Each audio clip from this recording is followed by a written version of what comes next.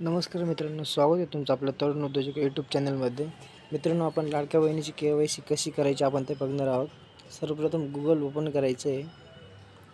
मित्रांनो, गूगलवरती लाडकी बहीण टाकायचं आहे आणि बघू शकता पहिलीच साईट ओपन करायची आहे, मुख्यमंत्री माझी लाडकी बहीण योजना।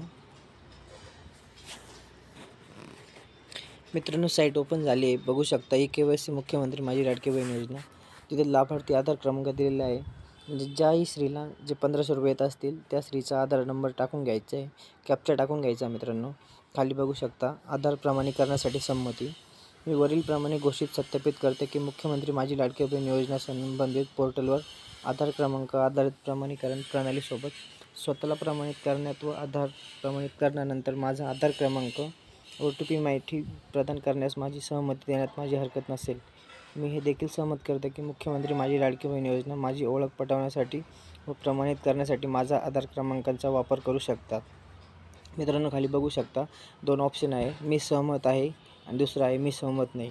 आपण पहिल्या ऑप्शनवरती क्लिक करून घ्यायचं आहे, मी सहमत आहे, आणि आपण मित्रांनो OTP सेंड करायचा आहे।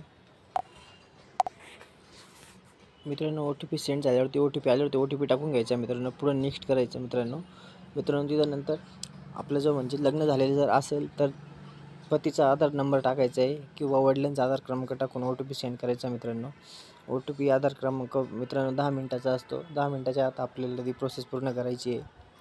मित्रांनो, OTP आला असेल तर OTP टाकून घ्यायचा। मित्रांनो, तुम्ही बघू शकता इथे दाखवले सक्सेस, तुमची KYC पडताळणी यशस्वीरित्या पूर्ण झाली आहे।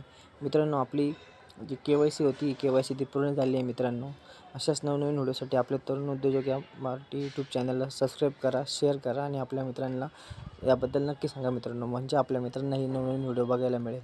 चला तर मित्रांनो, भेटू आपण अशाच पुढच्या व्हिडिओमध्ये।